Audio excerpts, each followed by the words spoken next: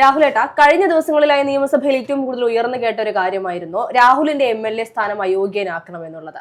അതിന് പിന്നാലെ പലരും അനുകൂലിച്ചും പ്രതികൂലിച്ചും രംഗത്ത് വന്നിരുന്നു. ഇപ്പോൾ VD സതീശനും കഴിഞ്ഞ ദിവസം രംഗത്ത് വന്നിരിക്കുകയാണ്, അങ്ങനെ അയോഗ്യനാക്കേണ്ട ആവശ്യമില്ല എന്ന്. പക്ഷെ അദ്ദേഹം എടുത്തു പറയുന്ന ഒരു കാര്യമുണ്ട്, ഈ ഒരു കേസ് കൊണ്ടല്ല അദ്ദേഹം അത് പറയുന്നത്, മറിച്ച് പൊതുവായ ഒരു അഭിപ്രായത്തിൽ അല്ലെങ്കിൽ പൊതുവായ നമ്മുടെ ഒരു നിയമവ്യവസ്ഥ അനുസരിച്ച് അങ്ങനെ ഒരു അയോഗ്യനാക്കാനുള്ള ഒരു സാധുതയില്ല എന്നുള്ളതാണ്. ഇത് മഞ്ഞുമല ഉരുകി തുടങ്ങിയതായിട്ടാണ് നമുക്ക് കാണാൻ സാധിക്കുന്നത്. രാഹുലിന്റെ കാര്യത്തിൽ വീണ്ടും കോൺഗ്രസിനേക്ക് ഒരു പുനർചിന്ത ഉണ്ടാകുമോ? അല്ല, രാഹുലിന്റെ കാര്യത്തില് ഇല്ലാത്ത നിയമങ്ങൾ കൊണ്ടുവന്നു കഴിഞ്ഞാൽ അത് തിരിച്ചടിയാകുമെന്നുള്ള കൃത്യമായിട്ടുള്ള ബോധ്യം കോൺഗ്രസിനുണ്ട് എന്നതൊരു യാഥാർത്ഥ്യമാണ്. അപ്പൊ നമുക്കറിയാം എങ്ങനെയാണ് ഒരു മന്ത്രി അല്ലെങ്കിൽ ഒരു സ്ഥാനത്തിരിക്കുന്ന ഒരാൾ അയോഗ്യനാകുന്നത്.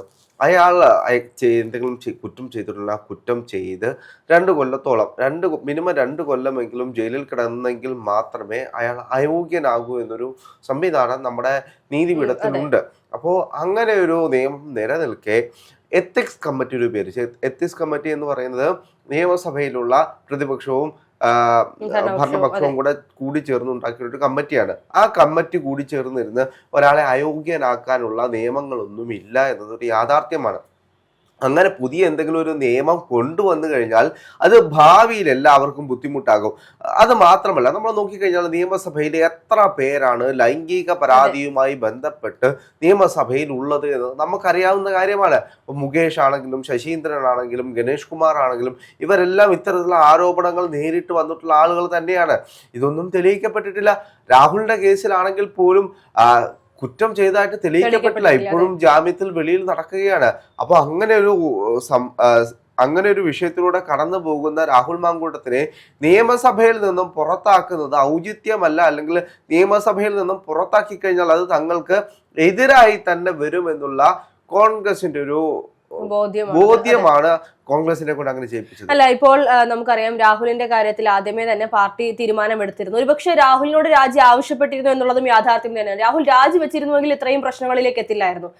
രാഹുൽ രാജിവെക്കാത്തിടത്തോളം പൊതുജനങ്ങൾ, ഈ പറയുന്ന പാലക്കാടുള്ള ജനങ്ങൾക്ക് രാഹുലിനെ വേണമെന്ന് ആഗ്രഹമുള്ളിടത്തോളം കാലം ഇങ്ങനെ അയോഗ്യനാക്കുന്നതിലൂടെ കോൺഗ്രസിന് ഒരുപക്ഷെ വലിയ തിരിച്ചടി ഉണ്ടാകും. കാരണം വരുന്ന നിയമസഭാ തെരഞ്ഞെടുപ്പിൽ ആകെ ചുരുക്കം MLA മാർ മാത്രമുള്ള കോൺഗ്രസിന് ഒരാൾ അയോഗ്യനാക്കപ്പെട്ടാൽ അവരുടെ എണ്ണം കുറയുന്നു എന്നുള്ളത് യാഥാർത്ഥ്യം തന്നെയാണ്. അല്ല, രാഹുൽ രാജിവെച്ച് കഴിഞ്ഞു കഴിഞ്ഞാലും ഈ ആക്രമണം തുടർന്നുകൊണ്ടിരിക്കും.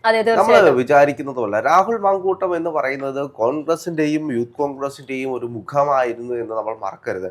അപ്പോ അത്രത്തോളം അഗ്രസീവ് ആയിട്ടുള്ള ഒരു നേതാവ് കടന്നു കയറി ആക്രമിക്കാൻ, അല്ലാതെ സംസാര ശൈലി കൊണ്ട് ആരെയും അടിച്ചിരുത്താൻ കഴിയുന്ന ഒരു നേതാവ്. രാഷ്ട്രീയപരമായിട്ട് നമ്മൾ നോക്കുമ്പോൾ അതാണ് ഏറ്റവും കൂടുതൽ വേണ്ടുന്ന ഒരു കാര്യം. സംസാരപരമായിട്ട് ആശയപരമായിട്ട് നിലപാടുകൾ പറഞ്ഞുകൊണ്ട് ഒരാളെ അടിച്ചിരുത്താൻ കഴിയുകയാണെങ്കിൽ അയാളൊരു നേതാവായിട്ട് വളർന്നു വരും. രാഹുൽ മാങ്കൂട്ടത്തിന്റെ ഒരു ഭൂമി എന്ന് പറയുന്നത് നമ്മൾ ഉദ്ദേശിക്കുന്നതിന് അപ്പുറമായിരുന്നു. ഇപ്പോൾ അദ്ദേഹം കോവിഡ് കഴിഞ്ഞ സമയത്ത് നിയമസഭയിൽ എല്ലാവരും മത്സരിക്കാൻ പോകുന്ന ഒരു സാഹചര്യത്തിൽ ചാനൽ ചർച്ചയിലേക്ക് കടന്നു വരുന്നു. അങ്ങനെ ചാനൽ ചർച്ചയിൽ കടന്നു വരുമ്പോൾ അദ്ദേഹം ഒരു മുഖമായിട്ട് മാറുകയാണ്. എല്ലാവരും അദ്ദേഹത്തിന്റെ ചർച്ചകൾ ശ്രദ്ധിക്കാൻ തുടങ്ങി. അതുവരെ കോൺഗ്രസ് ഉണ്ടായിരുന്ന ഒരു പാറ്റേൺ ഉണ്ട്. CPM-ന്റെയും BJP-യുടെയും ഏത് നേതാക്കന്മാർ വന്ന് പറഞ്ഞു കഴിഞ്ഞാൽ കേട്ടുകൊണ്ടിരിക്കുക, തല കുലുക്കുക, അങ്ങനെ പോകുന്ന ഒരിടത്ത് നിന്നും വ്യത്യസ്തമായിട്ടൊരു ശൈലിയിലൂടെ അവരെ ആശയപരമായിട്ട് അല്ലെങ്കിൽ സംസാര ചാതുര്യത്തോടെ അടിച്ചിരുത്താൻ കഴിയുന്ന നേതാവായിട്ട് രാഹുൽ മാങ്കൂട്ടത്തിൽ മാറുകയായിരുന്നു. അതിനുശേഷം അദ്ദേഹം യൂത്ത് കോൺഗ്രസിന്റെ സംസ്ഥാന അധ്യക്ഷനാകുന്നു. യൂത്ത് കോൺഗ്രസ് സംസ്ഥാന അധ്യക്ഷനാകുന്നതിന് മുമ്പിട്ട് തന്നെ അദ്ദേഹം ആയതിനു ശേഷം അദ്ദേഹം ജയിലിലേക്ക് പോകുന്നുണ്ട്. ആ ജയിലിൽ പോയ 9 ദിവസങ്ങളാണ് രാഹുൽ മാങ്കൂട്ടം ഇന്ന് കാണുന്ന MLA ആക്കിയത് എന്ന് വേണമെങ്കിൽ പറയാം. അതിന് പിണറായി സർക്കാരിന് കൃത്യമായിട്ടുള്ള പങ്കുണ്ട്. രാത്രിക്ക് രാത്രി അല്ലെങ്കിൽ വെളുപ്പാങ്കാലത്ത് പോയി വീട്ടിൽ കയറി മറ്റേ ക്രിമിനലുകളെ അറസ്റ്റ് ചെയ്യുന്നത് പോലെയാണ് രാഹുൽ മാങ്കൂട്ടത്തിനെ അറസ്റ്റ് ചെയ്ത് കൊണ്ടുവന്നത്. അതിനുശേഷം ജയിലിൽ എന്താണ് നമ്മൾ കണ്ടത്? ഓരോ ദിവസവും മാധ്യമങ്ങൾ വലിയൊരു ന്യൂസാക്കി 24 മണിക്കൂറും ലൈവ് ആക്കി. രാഹുൽ മാങ്കൂട്ടം ജയിലിൽ രാവിലെ ഇത് കഴിച്ചു, ഉച്ചയ്ക്ക് ഇത് കഴിച്ചു എന്ന് പറഞ്ഞുകൊണ്ട് അതിന് വാർത്തയാക്കി മാറ്റുകയായിരുന്നു. 9ാമത്തെ ദിവസം രാഹുൽ മാങ്കൂട്ടം ജയിലിൽ നിന്ന് ഇറങ്ങുമ്പോൾ ഒരു താര പരിവേഷത്തോടെയായിരുന്നു രാഹുൽ മാങ്കൂട്ടം ഇറങ്ങി വന്നത്. അവിടെ കാണാൻ വന്നിട്ടുള്ള യൂത്ത് കോൺഗ്രസിന്റെ സംസ്ഥാന കമ്മിറ്റി മുതൽ മുഴുവൻ അണികളും ആ ജയിലിന്റെ ഫ്രണ്ടിൽ ഉണ്ടായിരുന്നു. ദേശീയ നേതാക്കളടക്കം ആ ജയിലിന്റെ മുന്നിൽ രാഹുൽ മാങ്കൂട്ടത്തിനെ കാത്തിരുന്നു. ദേശീയ അധ്യക്ഷനൊക്കെ വന്നിരുന്നു. അപ്പോൾ അത്രയും വലിയൊരു പരിപാടിയായി രാഹുൽ മാങ്കൂട്ടത്തിന് കിട്ടിയ റേഞ്ച് എന്ന് പറയുന്നത് വ്യത്യസ്തമായ റേഞ്ചാണ്. പൂവിടുന്നു, പുഷ്പം അർപ്പിക്കുന്നു, മാലയിട്ട് സ്വീകരിക്കുന്നു. അങ്ങനെ ആരവത്തോടെ തോളിലേറ്റി കൊണ്ടുപോകുന്ന രാഹുൽ മാങ്കൂട്ടത്തിനെ കണ്ടു. അതിനുശേഷം രാഹുൽ മാങ്കൂട്ടം പാലക്കാട് MLA ആയിട്ടാണ് നമ്മൾ കാണുന്നത്. അപ്പോൾ രാഹുൽ മാങ്കൂട്ടത്തിന്റെ ഒരു ജീവിതം തന്നെ മാറിയത് 9 ദിവസം ജയിലിൽ പോയൊരു സമയത്താണ്.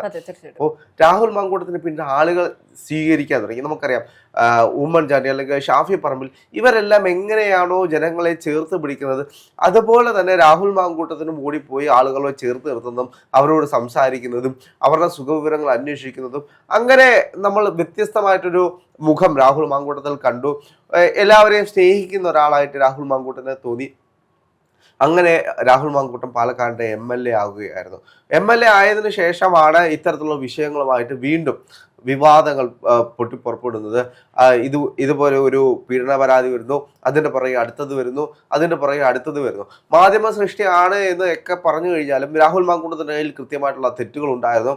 അദ്ദേഹം ഒരു സ്ഥാനത്തിരിക്കുന്ന ഒരാളാണ്. ഇപ്പോൾ യൂത്ത് കോൺഗ്രസിന്റെ സംസ്ഥാന അധ്യക്ഷനാണെങ്കിലും പാലക്കാടിന്റെ MLA ആണെങ്കിലും അധികാരങ്ങളിൽ ഇരിക്കുമ്പോൾ ഇത്തരത്തിലുള്ള വിഷയങ്ങളിൽ നിന്നും ഒഴിഞ്ഞു മാറേണ്ടത് അവർ ഉത്തരവാദിത്തമായിരുന്നു. അപ്പോൾ എല്ലാത്തിലും ചെന്ന് എനിക്ക് പിടിക്കാൻ കഴിയുമെന്നുള്ള രാഹുൽ മാങ്കൂട്ടത്തിന്റെ ഒരു ഓവർ കോൺഫിഡൻസ് ആണ് യഥാർത്ഥത്തിൽ വലിയൊരു വിനയായി മാറിയത്. ഇല്ലായിരുന്നെങ്കിൽ രാഹുൽ മാങ്കൂട്ടം ഇന്നും MLA ആയിട്ട് തുടർന്നു പോയത് യാഥാർത്ഥ്യമാണ്. അതെ, പാലക്കാട് ഒരു സ്ഥാനാർത്ഥിയെ പിന്നീട് ചിന്തിക്കേണ്ട ആവശ്യം പോലും ഉണ്ടാകില്ലായിരുന്നു യാഥാർത്ഥ്യത്തിൽ. ഈ പറയുന്നത് പോലെ രാഹുൽ ഇങ്ങനെയായ ഒരു പ്രശ്നങ്ങളിലൊന്നും പെട്ടില്ലായിരുന്നെങ്കിൽ ഇപ്പോൾ പാലക്കാട് വലിയ രീതിയിൽ ഒരു സീറ്റിന് വേണ്ടി പിടിവലി നടക്കുന്നതായിട്ട് നമുക്ക് അറിയാൻ കഴിയുന്നത്. പാലക്കാട് ജില്ലാ പ്രസിഡന്റ് ആയിട്ടുള്ള ജയഘോഷ് ഇത്തരത്തിൽ പാലക്കാട് സീറ്റ് തന്നെ ആവശ്യപ്പെട്ടുകൊണ്ട് രംഗത്ത് വന്നിട്ടുണ്ടെന്നാണ് നമുക്ക് അറിയാൻ കഴിയുന്നത്. പാലക്കാടിനെ സംബന്ധിച്ച് നമുക്കറിയാം രാഹുലിന് കിട്ടിയ ഒരു എഫക്റ്റ്, ആ ഒരു സ്നേഹം ഇനി അടുത്ത തവണ കോൺഗ്രസിന്റെ ഏത് സ്ഥാനാർത്ഥി നിന്നാലും ലഭിക്കുമോ എന്നുള്ളത് സംശയം തന്നെയാണ്. ഒരുപക്ഷെ ഈ പറയുന്ന BJP കൃത്യമായി അവിടെ പണിയെടുത്ത് അവിടെ സീറ്റ് ഉറപ്പിക്കില്ല എന്ന് നമുക്ക് പൂർണ്ണമായും തള്ളിക്കളയാൻ സാധിക്കില്ല. അവിടെയാണെങ്കിലും രാഹുലിന്റെ ഒരു വിഷയം വന്നപ്പോൾ തന്നെ ഈ മാസങ്ങൾക്ക് മുൻപ് തന്നെ വരുന്ന നിയമസഭ മുന്നിൽ ലക്ഷ്യമിട്ടുകൊണ്ട് തന്നെയായിരുന്നു കൃത്യമായി BJPയുടെ ഭാഗത്ത് നിന്ന് ഓരോ നീക്കങ്ങളും എന്ന് പറയുന്നത്.